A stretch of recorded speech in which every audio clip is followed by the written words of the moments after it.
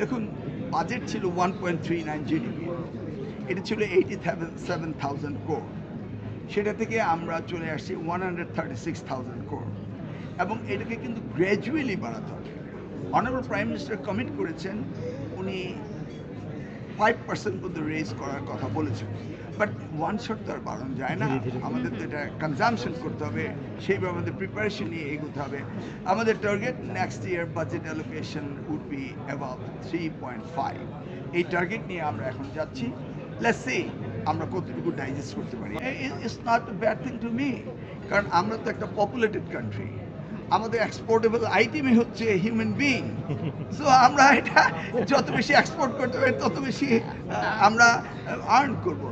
আমাদের দেশের মাইন্ডটা আমরা দেশে যদি ব্যবহার করি। কিছুদিন আগে আমরা একটা নিউজ দেখেছি যে আপনি দেখেন, আমাদের তো সারপ্লাস সিরিজে রয়েছে।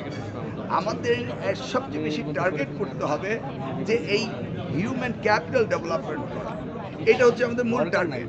এখন এই গ্লোবাল ভিলেজে কে কোথায় থাকবে না থাকবে ডাজন্ট ম্যাটার। আমরা we can communicate, we can share our intellectuality in the global village. আমাদের স্মার্ট বয়রা বাইরে গিয়ে গ্লোবাল ভিলেজে থাকবে অ্যান্ড আমরা তার বেনিফিট পাবোই।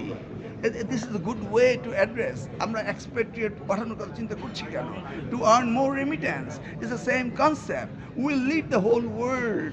As I said, আমাদের দেশের জনসংখ্যা বেড়ে যাচ্ছে এবং এটাকে শিক্ষায় কাজে লাগালে আমরা সবচেয়ে উন্নত জাতি হতে পারবো।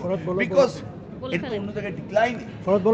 আমার প্রশ্ন হচ্ছে যে আপনি বললেন আজকালের মধ্যে হচ্ছে বেসরকারি শিক্ষকদের ভর্তিটা শুরু করবেন, এমপিভুক্ত নয়, পাবলিক স্কুল কলেজ মাদ্রাসার টিচার ট্রান্সফার যেটা আটকে আছে গত 20 বছর। ওইটাতে স্বচ্ছতা কিভাবে নিশ্চিত করবেন? এটা হলে পরে স্বচ্ছতা দেখবেন। আপনি আগেই অস্বচ্ছ দেখতে চাচ্ছেন কেন?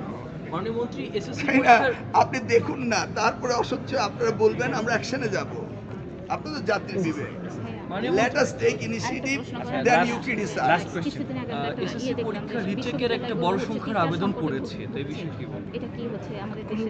ওয়েল, আমি 1980 পাবলিক পরীক্ষা অ্যাক্টে এটাই আমি এনেছিলাম যে খাতা পুনর্মূল্যায়ন করা যাবে, কিন্তু গতকালকে এক্সপেরিয়েন্স দেখে মনে হচ্ছে যে সকলেই খাতা মূল্যায়ন করতে চায়।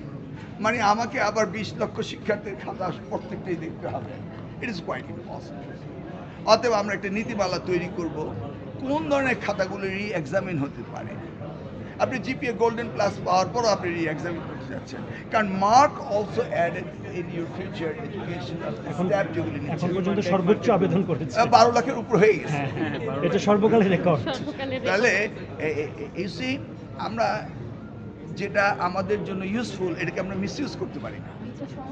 এই যে 12 লাখের উপর অ্যাপ্লিক্যান্ট পড়ে গিয়েছে এবং এদেরকে অ্যাড্রেস করে তারপর আবার আমাকে কলেজগুলোতে অ্যাডমিশন দিতে হবে, তাহলে it will take a long time.